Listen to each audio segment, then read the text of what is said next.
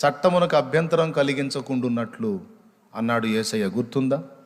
అరశెకెళ్ళు పన్ను కట్టే విషయంలో సీమోను పేతుర్ని అడుగుతారు, మీ బోధకుడు పన్ను కట్టడా అంటే, ఏమో కట్టవచ్చునేమో అని చెప్పి వెళ్తాడు ఇంటికి.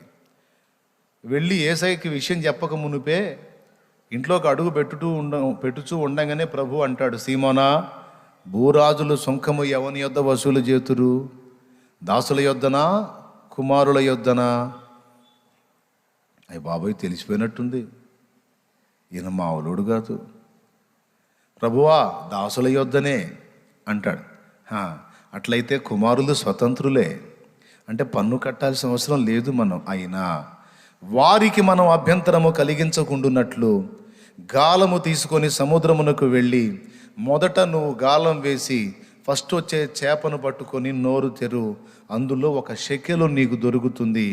ఆ షెకెలు తీసుకెళ్ళి నీకు ఒక అర షెకెలు, నాకు ఒక అర షెకెలు, ఇద్దరికి కలిపి ఒక షెకెలు, వెళ్ళి పన్ను కట్టిరా.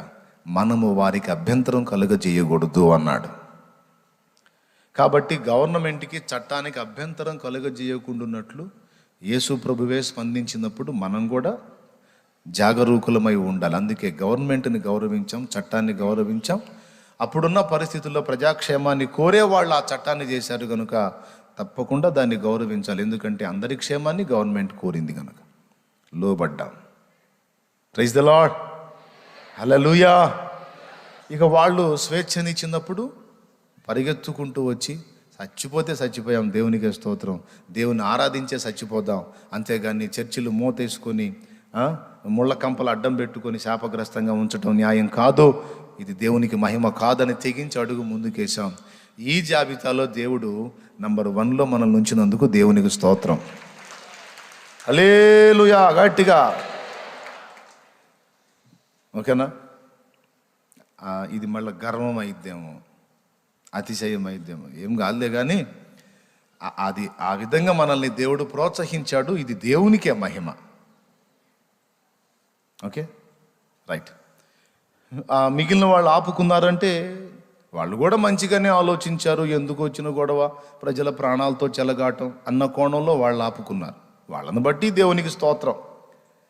ఇందులో మనం అతిశయించి కిరీటం పొందేది ఏం లేదు. కాకపోతే అపోస్తలిక అనుభవాల్లో మనం ప్రయాణం చేయాలని గురి పెట్టుకున్నాం కదా, అందుకని ఈ తెగింపు. అర్థమైందా? రైట్. ఇప్పుడు 3 సంగతులు అర్థమైనాయి. మొట్టమొదటిది ఏంటి చెప్పండి? ప్రతివాడు తన సహోదరుని భారము భరించి ఈలాగు క్రీస్తు నియమం సంపూర్తి చెయ్యాలి అన్నాడు. ఏంటది అంటే 3 సంగతులు చెప్పా. దుర్బోధలోకి వెళ్ళి చెడిపోయే పరిస్థితుల్లో ఉన్నవాడిని హెచ్చరించటం. రెండోది రైట్, ఆత్మీయంగా దిగజారిపోతే బలపరచడం. మూడవది అక్కర కలిగి ఉంటే మనం చేయదగ్గ సాయం చేయటం, లేదా సంఘానికి వార్తను అందించి ఆ బిడ్డ సహాయం పొందేటట్టు జాగ్రత్త తీసుకోవటం. ఇట్లాగా సాటి సహోదరుడి మీద అన్యాయంగా నిందా ప్రచారం చేయక అలా నింద ప్రచారం చేస్తున్న వారిని గద్దించటం. నోర్మోయ్, అదేం సువార్త అనుకున్నావా? అదేం సువార్త అనుకున్నావా? తెగ చెబుతున్నావు వాళ్ళకి వీళ్ళకి. నువ్వు సువార్థికుడివి, సువార్థికురాలివా? దుర్వార్థికుడివి, దుర్వార్థికురాలివా? కొంతమంది ఉంటారు ప్రసంగ వేదికల మీద అచ్చంగా డైరెక్ట్గా నా పేరెత్తి ప్రసంగం చేసిన వాళ్ళు ఉన్నారు. ఏమని అంటే, షాలేమురాజు అలా, షాలేమురాజు ఇలా, షాలేమురాజు అప్పుడు అట్లా, ఇప్పుడు ఇట్లా, అది ఇదని ఏదో వాళ్ళకి దోచింది. అంటే వినేవాడు నన్ను తేడా అనుకోవాలని కష్టపడతా ఉంటారు నా పేరెత్తి. మరి కొంతమంది పేరెత్తడానికి ధైర్యం చేయరు, కానీ కొన్ని విషయాలు అందించినప్పుడు అవతలాడికి అర్థమైపోయింది వీడు ఫలానోడి గురించి అంటున్నాడని. ఇదొక టైపు. దేవుడు వీళ్ళని ఎందుకు పిలిచాడాయా? సువార్త చెప్పండి అని పిలిచాడు. మరి వీళ్ళే వార్త చెబుతున్నారు. ఏ సువార్త చెప్పండారా అని ప్రభు వాళ్ళని పంపిస్తే వాళ్ళు యేసు సువార్త చెప్పకుండా షాలేమును గురించి దుర్వార్త ప్రచారం చేయటం మొదలుపెట్టారు. వాళ్ళు యేసయ్యను మర్చిపోయి నన్ను పట్టుకున్నారు. నిజంగా చెప్పాలంటే నన్ను బాగా హృదయంలో పెట్టుకుంది నా శత్రువులు, నన్ను విమర్శించే విమర్శకులే. వాళ్ళ హృదయ సింహాసనం నాకు ఇచ్చారు, వాళ్ళ కర్మగాలి. అందులో యేసు లేడు. యేసు ఉంటే శుభ్రంగా ఆ యేసు వార్త చెప్తా ఉండేవాళ్ళు. అవునా కాదా? కొంతమందిని నేను తెలుసుకున్నానులే, అందుకని చెప్తున్నాను. పనికి మాలినటువంటి ప్రచారాలు మన ఆత్మీయ జీవితానికి నష్టము కలిగిస్తాయి. కాబట్టి అయి కాదు, దేవుని వార్తతో మన పెదవులు నింపబడాలి. దేవదాసయ్య గారు పాడాడు, మరియు పెదవులివిగో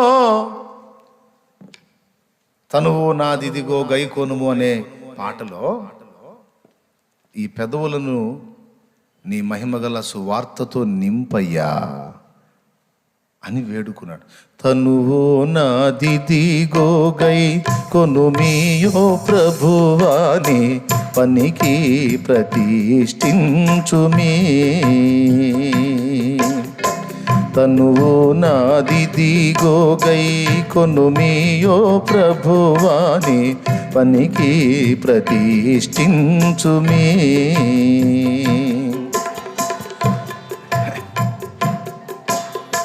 దినములు క్షణములు తీసుకొని అవి నీదు వినతిన్ ప్రవహింపజేయను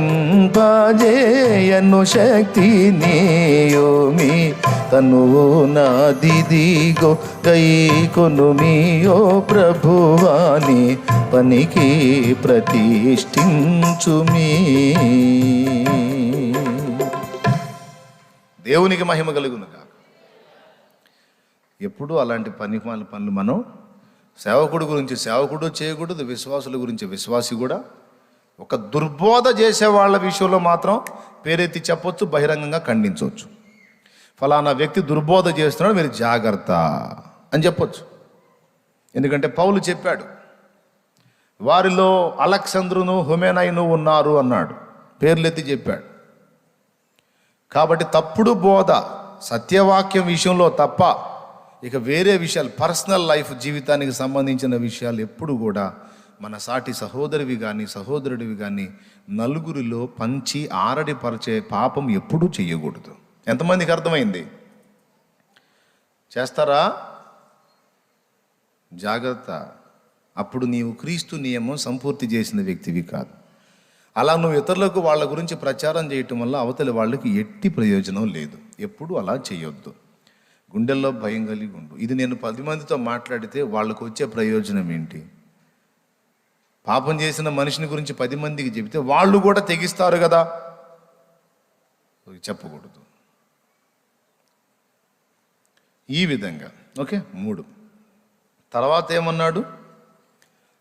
అసలు నువ్వు చదివించింది ఏంది, నువ్వు చెప్పేది ఏంటంటే, మరి మొదలుపెట్టిన దగ్గర నుంచి అక్కడికి రావాలంటే ఇంత టైం పట్టింది.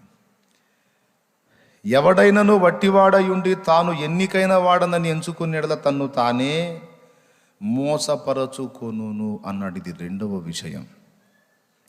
మొట్టమొదటిదేమో సహోదరుని విషయంలో బాధ్యతలు ఎలాగూ నెరవేర్చాలో చెప్పాడు. 2వదేమో మనను గూర్చి మనకు ఉండవలసినటువంటి అంచనాలను గురించి మాట్లాడాడు.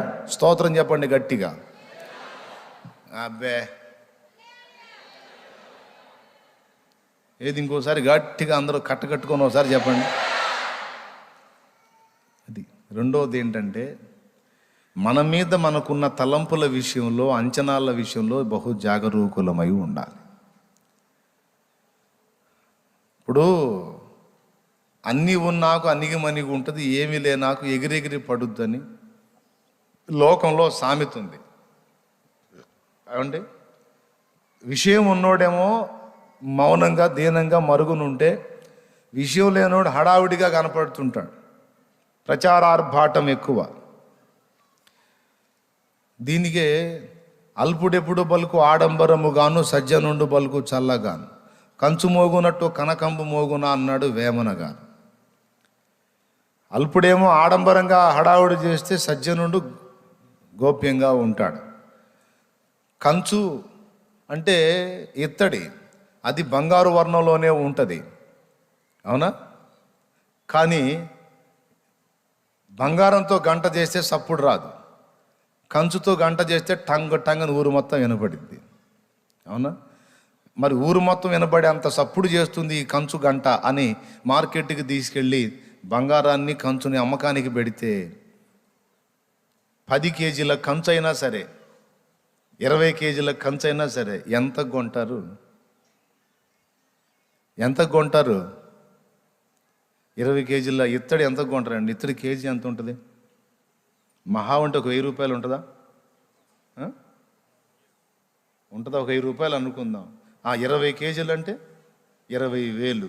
అదే 20 కేజీల బంగారాన్ని తీసుకెళ్తే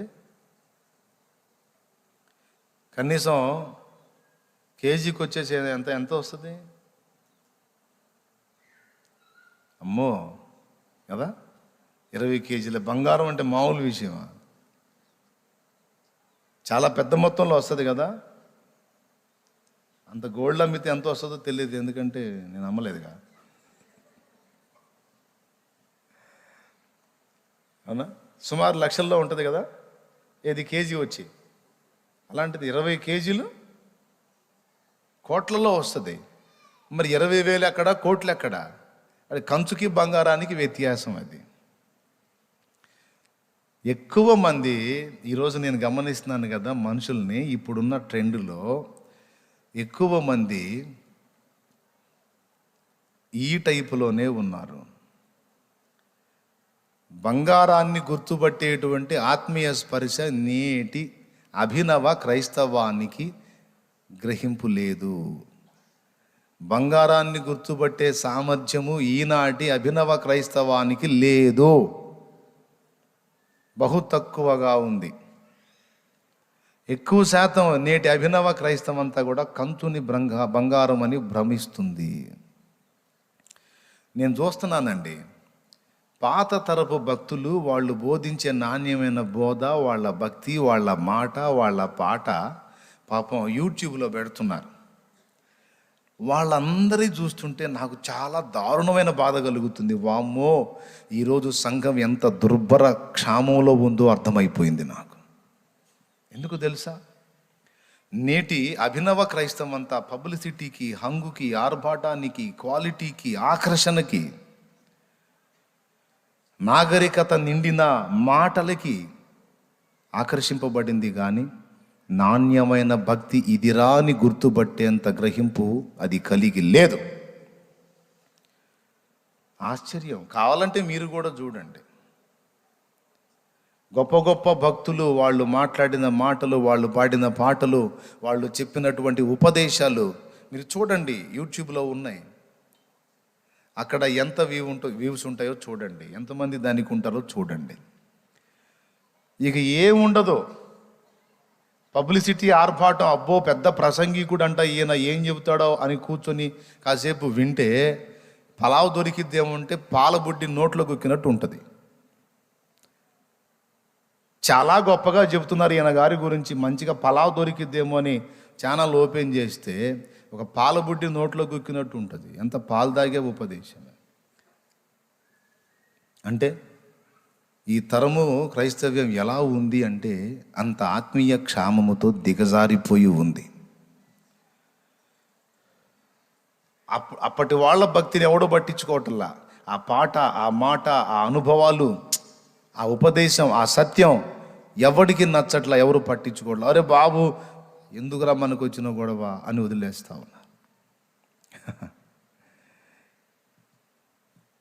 ఎందుకు చెప్పాను? కంచు కనకం వేరియేషన్ కోసం. వట్టివాడై ఉండి తన్ను గూర్చి తానేం చెప్పుకుంటున్నాడు? సార్వత్రిక సంఘమును ఉద్ధరించువాడను నేనే, నాకే మొత్తం అప్పజెప్పబడింది, నాకే టోటల్ బాధ్యత అంతా అప్పజెప్పబడింది, నేనే ఉద్ధరించాలన్నాడు. దేవుని వాక్యం ఏమంటుంది? ఎవడైనా వట్టివాడై ఉండి తన్ను గూర్చి తాను ఎక్కువగా ఊహించుకుంటే వాడు తేడా పడతాడు, తను మోసం చేసుకుంటాడు. ఇప్పుడు అవయవాలలో వినండి బాగా. ఏమండి వింటారా, సర్దుకోమంటారా? వింటారా? ఎంతమందికి ఇంట్రెస్ట్ ఉంది? కొంతమందికి ఏందో ఆన్లైట్ కూడా చేసాం, జాలి దయ కూడా లేకుండా ఇంకా సాగు కొడుతున్నాడు, ఎప్పుడు వదులుతాడేమో అని ఎవరన్నా అనుకుంటారేమన్నా భయం. అట్లాంటి వాళ్ళు ఎవరన్నా ఉన్నారా? ఉంటే మిమ్మల్ని కూడా ఇందాక చెప్పిన జాబితాలో చేరుస్తా. చెప్పండి, ఎవరు లేరుగా? ఏం చెప్తా ఆపాను ఇప్పుడు?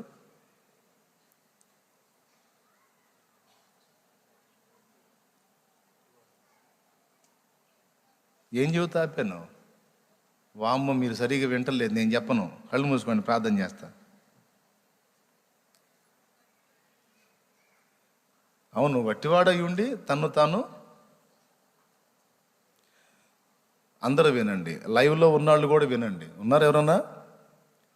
ఎవరి సంఘాలకు వాళ్ళని వెళ్ళమని చెప్పాను, ఇంకా టైం కాలేదని వింటుండొచ్చు. సరే, ఉన్నంత వరకు వినండి. నేను చెప్పిన మాట గౌరవిస్తున్నారు, చక్కగా వెళ్ళి వాళ్ళ సహవాసాల్లో ఆరాధించుకొని వచ్చి తర్వాత చూస్తున్నారు. దేవునికే మహిమ కలుగును గాక. అందరినీ ప్రభావితం చేయలేకపోయినా నన్ను ప్రేమించి దేవుడు నాకు ఇచ్చినటువంటి వాళ్ళు ఇక్కడ దూరంలో ఉన్న బిడ్డలందరినీ కూడా తప్పకుండా నేను గుర్తుపెట్టుకుంటాను. వాళ్ళు నా మాట వింటారని నాకు తెలుసు, ఎదురు చూస్తారని నాకు తెలుసు. నేనే టోటల్గా అంతటినీ అందరినీ ఉద్ధరించువాడనని ఎవడైనా అనుకున్నట్లయితే ఖచ్చితంగా వాడు తన్ను తాను మోసం చేసుకుంటున్నట్టే. అది నేనైనా ఎవడైనా సరే, అది ఆ ఊహే తప్పు. అర్థమైందా? ఎందుకంటే అన్ని పనులు నేనే చేస్తానని చెయ్యి అనరాదు. చెయ్యి మోసిద్దా బాడీ మొత్తాన్ని? కాలు మొయ్యాలి. చెయ్యి వినగలిగిద్దా? చెవి వినాలి. చెయ్యి చూడగలిగిద్దా? కన్ను చూడాలి. చెయ్యి మాట్లాడగలిగిద్దా? నో, నోరు మాట్లాడాలి. చెయ్యి వాసన చూడగలిగిద్దా? నో, ముక్కు వాసన చూడాలి. చెయ్యి మన బాడీలో రక్త ప్రసరణ వ్యవస్థ మొత్తాన్ని కూడా రన్నింగ్లో తీసుకుని వచ్చే గుండె పని చెయ్యి చేసిద్దా? నో, గుండె చెయ్యాలి. ఓకే, సర్వ అవయవాలన్నిటినీ వాడుకొని దేహాన్ని ముందుకు నడిపించే శక్తి మెదడు. మరి చెయ్యి మెదడు పని చేసిద్దా? లేదు. ఎవ్వరూ ఫీల్ కావద్దు, నేను ఫీల్ కాకూడదు, ఎవరూ ఫీల్ కాకూడదు. ఏమని? అన్నీ నేనే చేసేయాలి, అంతా నాదే, అంతా నాకే అప్పచెప్పబడింది, ఇప్పుడు నేనే ఉద్ధరించాలి, ఇంకా దిక్కు లేదన్నట్టుగా ఎదుటి వాళ్ళ మీద అతిశయపడేటువంటి ప్రమాదం. ఇక నేనే నేనే నేనే అనే ఊహ మనకి యుక్తము కాదు. అందరికంటే మెరిట్గా నేను చేయాలి, నాకు అప్పచెప్పబడిన పని. కన్ను తన బాధ్యత సరిగా నెరవేర్చకపోయినా, మెదడు తన బాధ్యత సరిగా నెరవేర్చకపోయినా, హలో, చెవి తన బాధ్యత సరిగా నెరవేర్చకపోయినా, వాళ్ళు నెరవేర్చకపోతే పోయారు. నా బాధ్యత ఒక చెయ్యిగా నేను నా పని జాగ్రత్తగా నేను కంప్లీట్ చేయాలి. నాకు అప్పచెప్పబడిన పని సంపూర్ణంగా నేను నెరవేర్చాలి అనే పట్టుదలతో నీకు అప్పచెప్పిన పరిచర్య నమ్మకంగా నువ్వు చెయ్యి, ముందుకెళ్ళిపో. అంతేగాని సర్వశరీరం అన్ని అవయవాల పనులు నేనే చేస్తాను, అంతా నాదే, అంతా నేనే అన్నట్టు కనబడడానికి ఎప్పుడూ ప్రయత్నించొద్దు. అది ఎవరికి క్షేమం కాదు, నీకు కూడా క్షేమం కాదని చెప్తున్నాను. ఇది సేవక గణానికి చెప్తున్నాను, సంఘములో పరిచర్య చేసేటువంటి వ్యక్తులకు సైతం చెప్తున్నాను. కొంతమంది మెయిన్ లీడర్స్గా ఉన్నవాళ్ళు ఇతరులను తృణీకరించే అవకాశం ఉంటుంది. అంతా నాకే అప్పచెప్పబడింది, ఏంటి మీరు సరిగా వినరు, ఏంటి రామ్ ధూమ్ దుస్ అంటారు. అనరాదు. ఎందుకంటే నువ్వు మెదడు స్థానంలో ఉన్న వాళ్ళందరూ అవయవాలుగా ఉన్నారు కనుక నువ్వు జాగ్రత్తగా వాళ్ళని రన్నింగ్లోకి తెచ్చుకోవాలి తప్ప పెత్తందారిలాగా అంతా నేనే, అంతా నాదే అన్నట్టు ఎప్పుడూ సహోదరులతో వ్యవహరించకూడదు. సంఘ నాయకులు సాటివారి విషయంలో కూడా ఇంతే జాగ్రత్తగా వ్యవహరించాలి. అర్థమయ్యే వాళ్ళకి అర్థమైంది, మీరు ప్రశాంతంగా ఉండండి. దేవునికి మహిమ. గట్టిగా చెప్పండి. కాబట్టి ఎవడు కూడా వట్టివాడై ఉండి తన్ను గూర్చి తాను ఎక్కువగా ఊహించుకోవద్దు. అలా చేసుకుంటే వాడు మోసపోతాడు అని చెప్తున్నాడు. అర్థమైందా? కాబట్టి ఫస్ట్ మన స్థితి ఏమిటో మనం గుర్తుపెట్టుకోవాలి, గ్రహించాలి. ఇంతవరకే మీ సరుకని నాకు అనిపిస్తూ ఉంది. ఇంతకు మించి ఎక్కువ చెబితే మీరు ఇబ్బంది పడే అవకాశం కూడా ఉంది. తర్వాత మళ్ళీ ప్రేయర్ స్టార్ట్ అవ్వాలి కాబట్టి మరి ఇక ఇంతే సంగతులు. చివరి మాట చెప్పి ముగిస్తా. ప్రతివాడు తాను చేయు పనిని పరీక్షించి చూచుకొనవలెను అన్నాడు. ఇక దాని గురించి ప్రసంగం చేసేది ఏముంది, మీకు తెలియదు అయ్యింది. మీరు సేవ ఎలా చేస్తున్నారో మీరు చూసుకోవాలి. మీ ఆత్మీయ జీవితాన్ని ఎలా కట్టుకుంటున్నారో మీరు చూసుకోవాలి.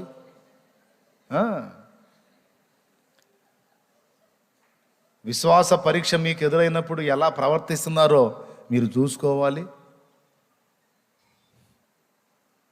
అర్థమైందా? సాటి సహోదరుని విషయంలో మీరు ఎలా ప్రవర్తిస్తున్నారో పరీక్షించి చూసుకోవాలి. సమస్యలు ఎదురైనప్పుడు మీరు మీ మైండ్ సైకాలజీ ఎలా మారిపోతుందో పరీక్షించి చూసుకోవాలి. ప్రతి విషయంలో కూడా నేను చేస్తున్నాను కరెక్టేనా, నేను ఇలా మాట్లాడటం కరెక్టేనా, ఈ సందర్భంలో నేను ఇలా వ్యవహరించడం కరెక్టేనా, నా సహోదరుని విషయంలో నేను ఇలా వ్యవహరించడం కరెక్టేనా, ఈ శ్రమ వచ్చిందని దేవుడిని నేను సనగటం కరెక్టేనా, ఇది రైటేనా అని ప్రతి ఘట్టంలో కూడా మనల్ని మనం నా ప్రార్థనా జీవితం ఇప్పుడు క్రమంగానే ఉందా, నా వాక్య పఠనం యుక్తమేనా, నేను సువార్త చేస్తున్నానా, నేను దేవుని కొరకు ఏమైనా చేస్తున్నానా, నేను చేసే పనికి దేవుని దగ్గర నాకు బహుమానం ఉందా లేదా, అలా ఆ విధంగానే నేను పని చేస్తున్నానా, నా టైంని నేను వ్యర్థంగా ఖర్చు పెడుతున్నానా, లేకపోతే నా టైం దేవునిలో అర్థవంతంగా ఖర్చు అవుతుందా, నా లైఫ్నంతా ఖాళీ పీలి ఖర్చు చేసేసుకుంటున్నానా, లేకపోతే దేవుని పనిలో, దేవుని సన్నిధిలో, విజ్ఞాపనలో, ప్రార్థనలో, సేవలో, సువార్తలో, ఆత్మల రక్షణలో, దేవుని చిత్తం నెరవేర్పులో ఖర్చు అవుతుందా, నా లైఫ్ వేస్ట్ అవుతుందా, లేకపోతే అర్థవంతంగా ఖర్చు అవుతుందా అనేది ప్రతి ఘట్టంలో ప్రతి ఒక్కరు కూడా తమను తాము పరీక్షించి చూసుకోవాలి. ఇంతే.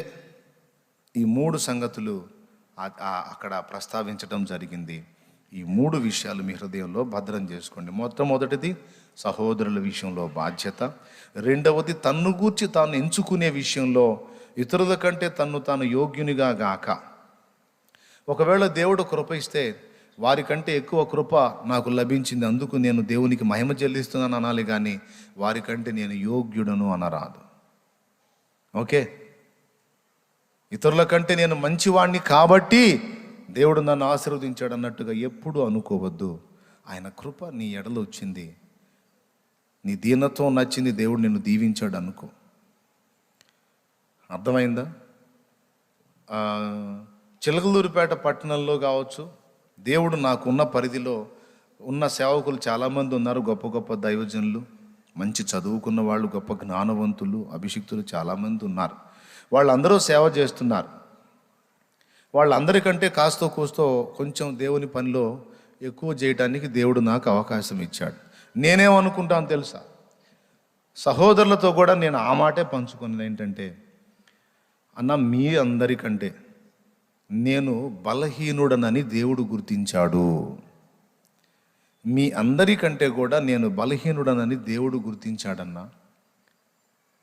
అందుకే కొంచెం నన్ను చంకనెత్తుకున్నాడని అనుకుంటున్నాను అని చెప్తాను నేను. దేవునికి స్తోత్రం. నడవగలిగే పిల్లల్ని అమ్మేం చేస్తుంది? నడిపేస్తుంది. ఈ నడక లేనివాడిని, నడక రానివాడిని, నడవలేక బలహీనంగా ఉన్నవాడిని ఏం చేసిద్ది? తగలబడరా వెధవా, తగలబడు, ఎక్కి సావు అని అలాగే ఎత్తుకొని చంకన వేసుకుంటుంది. అట్లా ప్లేస్ ఇచ్చాడులేనా, అంతేగాని మీకంటే గొప్పవాడిని కాదు అని చెప్పుకుంటాను నా సహోదరులకి, పట్టణం వాళ్ళకి, బయట వాళ్ళకి, ఎవరికైనా. ఇది నేనెందుకు చెబుతున్నానంటే, నేను ఎంత తగ్గించుకుంటానో చూడండి అని హెచ్చించుకోవటం కాదు ఇది. దేవునికి స్తోత్రం, హల్లెలూయా.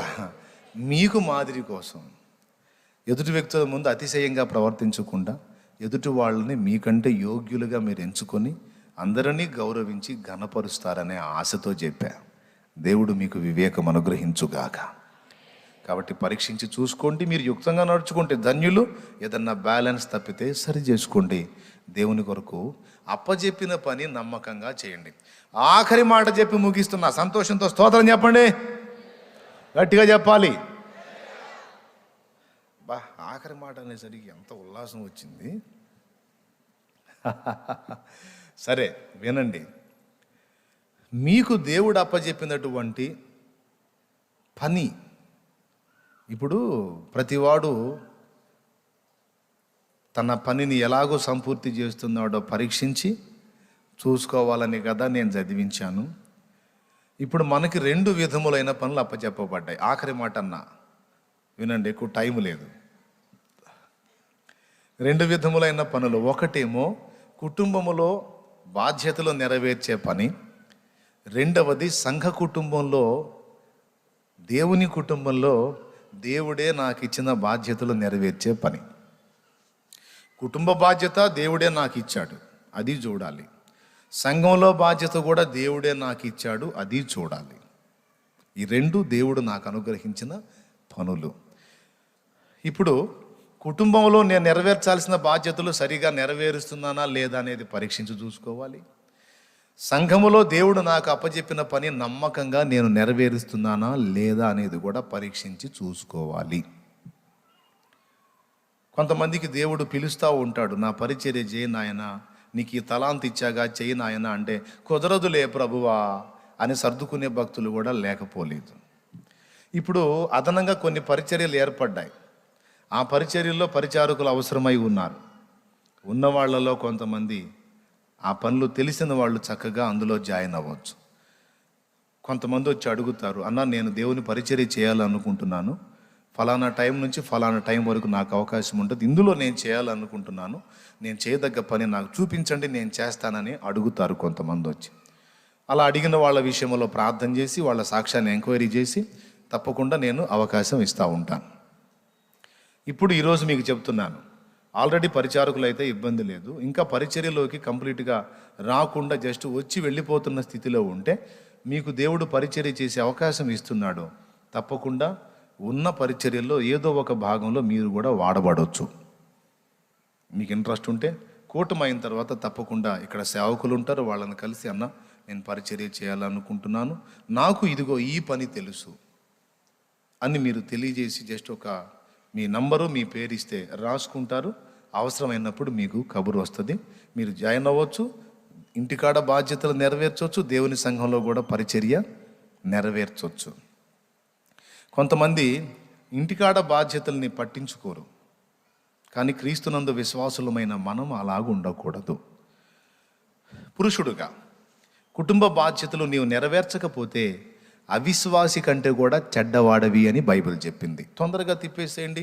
అపోస్తలుడైన పౌలు తిమోతికి రాసినటువంటి మొదటి పత్రిక 5వ అధ్యాయం 8వ వచనం. త్వరగా మొదటి తిమోతికి రాసిన మొదటి పత్రిక 5వ అధ్యాయం 8వ వచనం. ఎవడైనా స్వకీయులను విశేషముగా తన ఇంటి వారిని సంరక్షింపకపోయిన ఎడల వాడు విశ్వాస త్యాగము చేసిన వాడై అవిశ్వాసి కన్నా చెడ్డవాడై ఉండును. దేవునికి మహిమ. కుటుంబాన్ని, ఫ్యామిలీని సంరక్షించాలి, పోషించాలి, బాధ్యత నెరవేర్చాలి.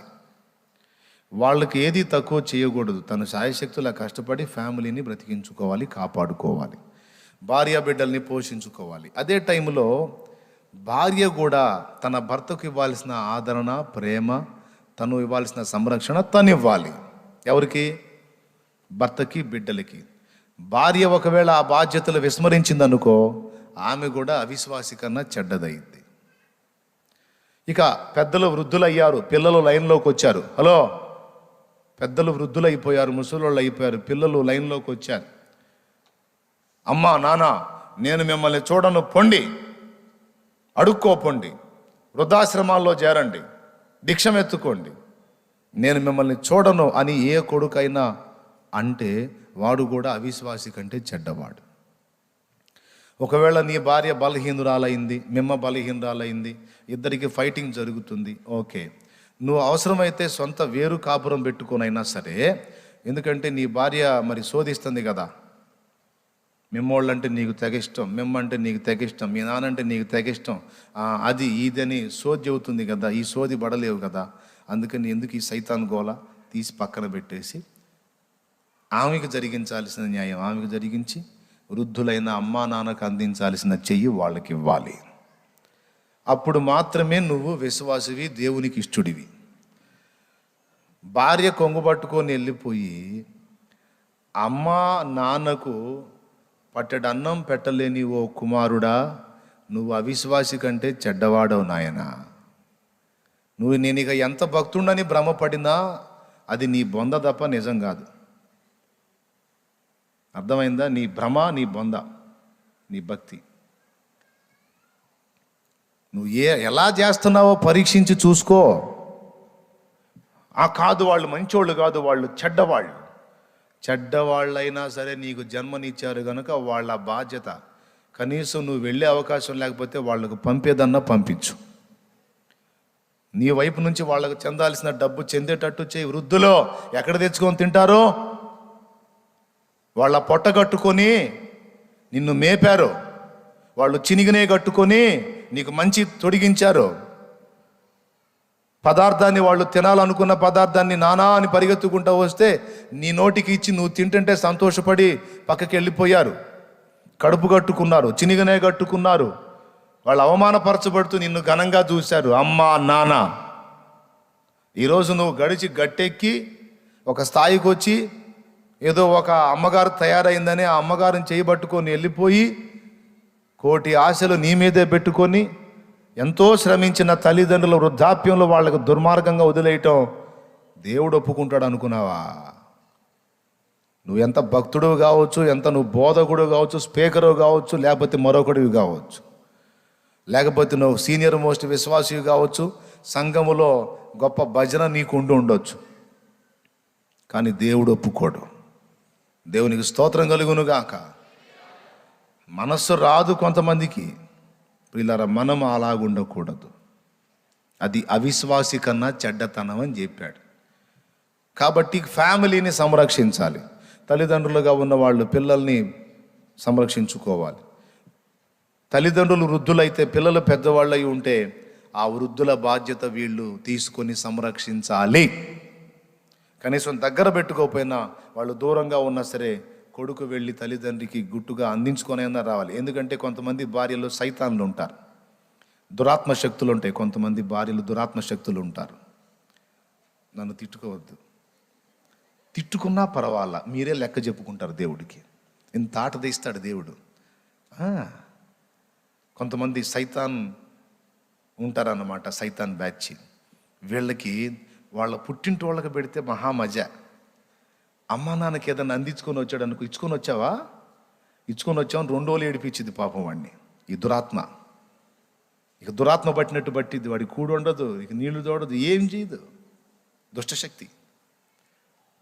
ఈ లైవ్లో ఉన్నోళ్ళు సర్దుకున్నా పర్వాలా, అమ్మ వీడు నన్నే తిడుతున్నాడు అంటే నొప్పి తగిలితే మారు మనసు పొందు. నువ్వు ఎటుగూడి పాపం వాళ్ళ ప్రియమైన కొడుకుని విడదీశావు, పోనీ గుట్టుగానన్నా ఇచ్చుకొని రాని, అవసరమైతే నువ్వే ఇచ్చి పంపించు. అది న్యాయం, దాన్ని మెచ్చుతాడు దేవుడు. అట్లా కాకుండా తల్లిదండ్రిని ఆదుకునేటువంటి కొడుకును అడ్డగించావంటే ఒక వింతైన సంగతి చెప్పనా, అసలు నీ భర్తే చచ్చిపోతాడు. గుండె పగిలిందా? కావాలంటే చూసుకో. కొద్ది రోజుల్లో నువ్వు, కొద్ది రోజులు కాదు, కొద్ది సంవత్సరాలైనా సరే వైధవ్యం వచ్చింది నీకు. నీ భర్తే బతికున్నాడు, వెర్రి మొహం, చస్తాడు వాడు. దేవుని నియమం ఇది. నీ భర్త ద్వారా తన తల్లిదండ్రులకు జరిగించాల్సిన న్యాయం జరిగించకుండా నువ్వు అడ్డుపడితే, నీ మాట విని వాడు వాళ్ళని అశ్రద్ధ చేస్తే వాడు మధ్యలోనే పోతాడని నేను కాదు, వాక్యం చెప్పింది. నీవు దీర్ఘాయుష్మంతుడవగునట్టు నీ తల్లిని తండ్రిని సన్మానించు. అంటే సెలవు కప్పి రోజు దండేమని కాదు, పట్టెడన్న వాళ్ళకి పెట్టి వాళ్ళ మంచి మన్నన చూడమని. అవునా కాదు తమ్ముడు? న్యాయమా కాదా? వీడు అంటాడు, కాదు వాళ్ళు చెడిపోయిన వాళ్ళు. చెడిపోయిన వాళ్ళు అయితే నువ్వు పుట్టినప్పుడే సావగొట్టేవాళ్ళు కదరా అబ్బాయి. చెడిపోయిన వాళ్ళు అయితే నువ్వు పుట్టినప్పుడే సావగొట్టేవాళ్ళు కదరా. కడుపు కట్టుకొని ఎందుకురా నీకు దున్నను మేపినట్టు మేపారు చెడ్డవాళ్ళయ్యా. చినిగిపోయినా కట్టుకొని నీకెందుకురా మంచి చేశారు చెడిపోయిన వాళ్ళయ్యా. తప్పు తప్పు తప్పు.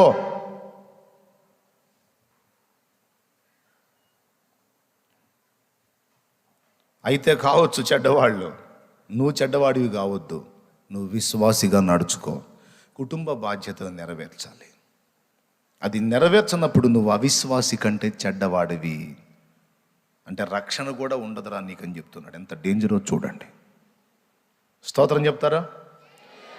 ఆఖరి మాట అన్నా సగమే అయింది, ఇంకొకటి ఉంది. అంటే ఆఖరి మాటలో సగం అయింది. సగం అంటే ఆఖరి మాట ఇంత పొడుగుంటుందా అన్నా అని మేము అనుకోవద్దు. దేవునికి స్తోత్రం కలుగును గాక. మరి అంతే, పెద్ద పదం, తండ్రి సన్నిధి పదం కదా, పెద్దగా ఉంటుంది. ఇక సగం ఏంటంటే సంఘములో బాధ్యత.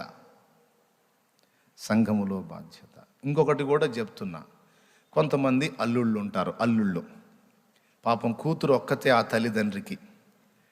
అల్లుడు మంచివాడు, వీడికి అమ్మాయిని ఇస్తే ప్రేమ గల్లవాడు, మమ్మల్ని కూడా కాస్త ఆదరించడానికి అవకాశం ఇస్తాడని కొంతమంది ఆశపడతారు అల్లుళ్ళకి. వీళ్ళు తప్పితే, ఈ కూతురు తప్పితే ఆ తల్లిదండ్రికి ఎవరు లేరు. ఒక్కొక్కడు ఉంటాడు దుర్మార్గ చక్రవర్తి. సస్తే సావని పోతావా, ఆ సంగతి తెలియదు నీకు. కానీ ఈ కూతుర్ని తన తల్లిదండ్రికి ఆదుకోకుండా అడ్డుపడతాడు ఒక దుర్మార్గపు అల్లుడు. ఏ అల్లుడు? ఇప్పుడు బాగుందన్నా, ఇందాక కోడళ్ళని తిట్టావు, ఇప్పుడు అల్లుళ్ళు కూడా మంచిదన్నా, ఇప్పుడు నచ్చావు నాకు. ఇప్పుడు వాళ్ళ అమ్మా నాన్నకు చూడమని చెప్పా, బాగానే, మరి మా అమ్మ నాన్నకు కూడా నేను ఆదుకోవాలి కదా. కట్నం ఇస్తేనేమో ఎగబడి బేరాలు సారాలు అడిగి తీసుకున్నాడు. వాళ్ళు వృద్ధాప్యంలో ఉండి పాప ఇబ్బంది పడుతుంటే పట్టడన్నో వాళ్ళకి పెట్టకుండా వీడు మహా దుర్మార్గం చేస్తున్నాడు. అందుకే అతను కూడా చెప్తున్నా, ఓ దుర్మార్గపు దురాత్మ అల్లుడా, నీ భార్య తప్ప వాళ్ళకి దిక్కు లేదు పాపం. చెయ్యని, అవసరమైతే ఆమె చేతికి డబ్బులు ఇచ్చిపో. నేను తీసుకెళ్ళి వాళ్ళ చేతికి ఇస్తే వాళ్ళు తీసుకోరు. ఎందుకంటే రేపు ఏదైనా తేడా వచ్చిన రోజు నీ గతి లేకపోతే నేను ఇచ్చానని అంటానేమో అని వారి భయం.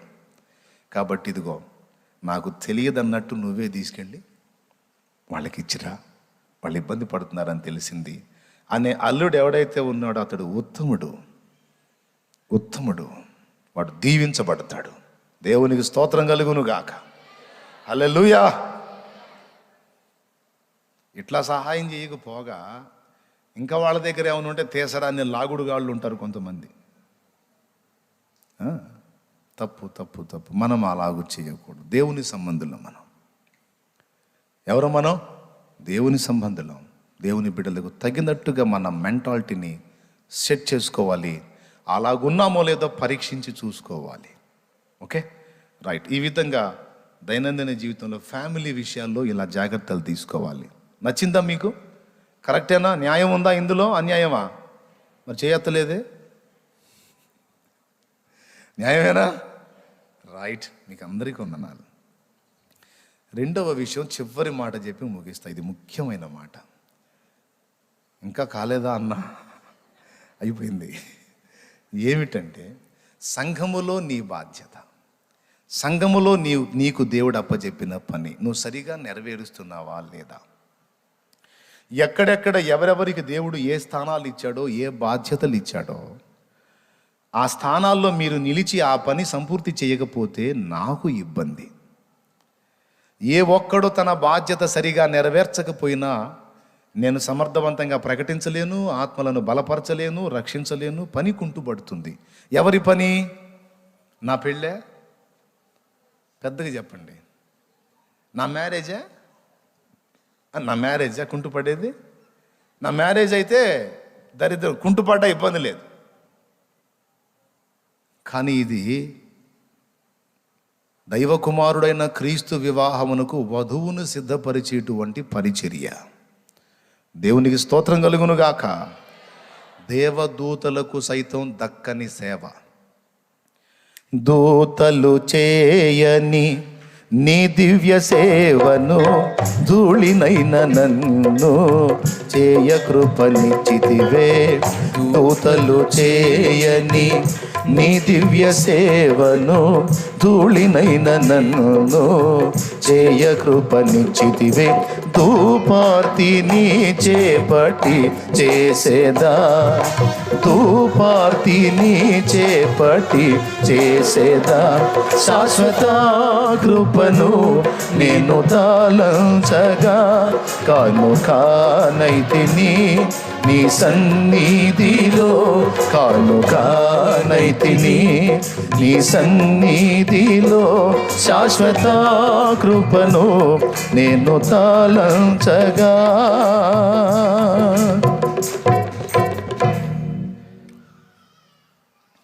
తన సన్నిధిలో సేవ చేయటానికి అది ఏ స్థానమైనా సరే, నీకు దేవుడిచ్చిన స్థానం గొప్ప స్థానం. దేవదూతలకి ఈలేదే ఆ పరిచర్య, ఇస్తే నీకంటే 1,000,000 రెట్లు ఎక్కువగా చేసేవాళ్ళు. చాలా ఇష్టంగా, చాలా నమ్మకంగా చేసేవాళ్ళు. కానీ వాళ్ళకి ఇవ్వలా. నువ్వు అపనమ్మకస్తుడు అని తెలుసు, అయినా నిన్ను నమ్మి నీ చేతికి ఇచ్చాడు పరిచర్య.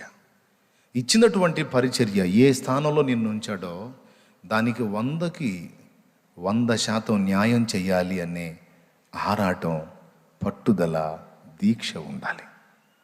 ఎప్పుడైతే ఆ నమ్మకత్వాన్ని దేవుని ముందు కనపరుస్తామో అన్ని విషయాల్లో దీవించబడతాం. కొంతమంది తమ సొంత కార్యాలకు ఎక్కువ విలువనిస్తారు కానీ దేవుని పనిని పట్టించుకోరు. అది ఎంత శాపమో తెలుసా? అది ఎంత దరిద్రమో తెలుసా? ఎంత నష్టమో తెలుసా? చాలా డేంజర్ అది. దేవుడు నీకు అప్పజెప్పిన పని నమ్మకంగా నెరవేర్చాలి, లేకపోతే ఆయన పని కుంటుపడుతుంది.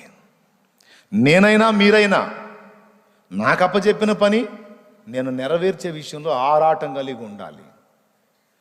మీకు అప్పజెప్పిన పని నెరవేర్చే విషయంలో మీరు కూడా ఆరాటము కలిగి ఉండాలి. ఏమాత్రం ఎవరు తమ బాధ్యతను, తబలా కొట్టేవాడు నిర్లక్ష్యం చేస్తే పాట ఆగిపోయిద్ది. కీబోర్డ్ కొట్టేవాడు పెత్తనాలకు రోడ్ల మీద తిరగటానికి పోతే పాట ఆగిపోయిద్ది. ఏమంటే కెమెరా వాడు కరెక్ట్గా వాడు లైవ్ ఇవ్వకపోతే, జాగ్రత్తగా పట్టించుకోకపోతే ఎక్కడెక్కడో దేశాల్లో ఉండి చూసే బిడ్డల ఆత్మీయ ఆకలి ఆగిపోయిద్ది. తినాలి, ఆత్మీయ ఆకలి తీర్చుకోవాలని పాపం కాచు కూర్చుంటున్నా. వాస్తవంగా సంఘం అంతా వచ్చేసింది, ఇక లైవ్ ఇవ్వద్దు అనుకున్నా. వాస్తవంగా ఎప్పుడో అనుకున్నా. సంఘము ఇళ్ళ దగ్గర ఉన్నప్పుడు లైవ్, సంఘం మొత్తం నా గ్యాదర్ అయిపోయిన తర్వాత ఇక లైవ్ అక్కర్లేదు అనుకున్నా. కానీ ఆ బిడ్డలు నేను బ్రేక్ అన్నప్పుడల్లా అన్న మమ్మల్ని ఏడిపించొద్దు అని కన్నీళ్లు గారుస్తూ తెలియజేశారు. వాళ్ళ దెబ్బకి ఇక ప్రతిదీ ఇవ్వండిరా బాబు, లేకపోతే వాళ్ళు ఏడుస్తారని ఇప్పిస్తా ఉన్నా. దేవునికి స్తోత్రం కలుగును గాక. కెమెరా వాడు తన పని జాగ్రత్తగా చేయకపోతే లైవ్లో నేను అందుబాటులోకి వెళ్ళలేను ప్రజలకి. వంట చేసే దగ్గర పరిచర్య చేసేవాడు జాగ్రత్తగా తన పని చేయకపోతే వచ్చిన పరిశుద్ధులకు ఆహారం అందదు. కాబట్టి పరీక్షించి చూసుకోవాలి, నా 2 బాధ్యతలు నేను సరిగా నెరవేరుస్తున్నానా లేదా. ఒకవేళ వీలైతే ముందు దేవునికే ఎక్కువ ప్రయారిటీ ఇవ్వాలి. దేవునికి ఇవ్వాల్సిన ప్రయారిటీ మెయిన్గా ఇచ్చి తర్వాత ఫ్యామిలీకి కూడా బాధ్యత నెరవేర్చాలి. ఎంతమందికి అర్థమైంది? ఇప్పుడు 2 సంగతులు చెప్పాను. ఒకటి సహోదరుల బాధ్యత మనం నెరవేర్చాల్సిందే. 2 సంఘములో పరిచర్య బాధ్యత. 3 కుటుంబంలో బాధ్యత. కొంతమంది పిల్లలు గాడిదల్లాగా ఎదుగుతారు, పెద్దోళ్ళు అవుతారు. పిల్లలుగా ఉన్నప్పుడు పాపం తల్లిదండ్రికి వాళ్ళ వల్ల అంత ఇబ్బంది ఉండదు. కానీ దున్నపోతుల్లాగా ఒక్కొక్కళ్ళు ఎదిగి భయంకరంగా ఏడిపిస్తుంటారు అమ్మా నాన్నని. ఒక్కొక్క కూతురు మామూలుగా టార్చర్ చేయదు తండ్రిని. ఒక్కొక్క కొడుకు మామూలుగా టార్చర్ చేయడు. మళ్ళీ కొలతలేస్తే కాటాకి ఎక్కిస్తే ఒక్కొక్కడు 70-80 కేజీలు ఉంటారు. పాపం వీళ్ళే మేపారు, బాగా తిని 70-80 కేజీలకి పెరుగుతారు. తల్లిదండ్రిని నరకం చూపిస్తారు, భయంకరమైన మాటలతో వేధిస్తారు, గుచ్చుతారు మాటలతో. ఎందుకన్నా అంత పచ్చిగా తిడుతున్నావు అని అంటే, ఎంతోమంది తల్లిదండ్రులు వచ్చి నా ముందు విలపించిన సాక్ష్యాలు నాకు తెలుసు. నాకు దొరికితే కొరడా తీసుకొని కొట్టాలనిపించేది వాళ్ళని, కట్టేసి కాళ్ళు చేతులు. ఎందుకు అంత దుర్మార్గం? తల్లిని అనే మాట, తండ్రిని అనే మాట, టార్చర్. నేను ఇంతే చేస్తా, నేను ఇంతే. నువ్వెవరివే నాకు చెప్పడానికి? నేను మేజర్నే. బోడి మేజర్ ఎప్పుడయ్యావమ్మా మేజర్వి నువ్వు? 18 ఏళ్ళు నిన్ను పెంచి పాముకు పాలు పోసినట్టు పోస్తే మేజర్ అయ్యావు నువ్వు. అయ్యి పడగెత్తి కాటేయటానికి మొదలు పెట్టావా అమ్మా నాన్నే? అయ్యా మైనరు మేజర్ అయ్యావా? నీ ఇష్టమా? ఎప్పుడయ్యావు నాయనా మేజర్వి? ప్రతి ఒక్కరు యవ్వనస్తులు గుర్తుపెట్టుకోండి. కొంచెం నేను ఘాటుగానే మాట్లాడుతున్నాను, నన్ను తిట్టుకోండి, ఏమన్నా అనుకోండి, లేదన్నా దేవుడే నాతో మాట్లాడుతున్నాడని కనువిప్పు పొంది మారు మనసు పొందండి, మీ ఇష్టం. కానీ జాగ్రత్త, తల్లిదండ్రిని టార్చర్ చేయొద్దు, వాళ్ళ కంటతడికి కారణం కావద్దు. వాళ్ళు ఏడుస్తూ ఉన్నప్పుడు నువ్వు చేసే పని, వాళ్ళని ఏడిపించే పని నువ్వు ఏది చేసినా శపించబడటమే తప్ప దీవించబడటం అనేది అబద్ధం. తల్లిదండ్రుల కన్నీళ్లకు కారణమయ్యేటువంటి ఏ పని ఒక దేవుని పని తప్ప. దేవుని పనిలో మాత్రమే నీకు కేటాయింపు ఇవ్వబడింది. ఇక మిగిలిన ఏ కార్యాల్లో అయినా నీవు తల్లిదండ్రి కన్నీటికి కారణమైతే శాపాన్ని అనుభవిస్తావు, కానీ దీవెన పొందవు. ఇది గుర్తుపెట్టుకొని ఎవరికి వాళ్ళు జాగ్రత్త పడి మీ ప్రతి వ్యవహారం ఇంటి దగ్గర, సన్నిధిలో, సహోదరుల విషయంలో ఎలా ఉందో పరీక్షించి చూసుకోండి. జాగ్రత్తగా ఉండండి. తప్పు రూట్లో ఉండి నేను బాగానే ఉన్నాను అనుకోవద్దు. మీ రూట్లు కరెక్ట్ చేసుకొని మీరు కరెక్ట్గా నిలబడి అప్పుడు అనుకోండి, పర్వాలేదు, ఇప్పుడు దేవుని ఎదుట వాక్య ప్రకారం బాగానే ఉన్నానని. స్తోత్రం.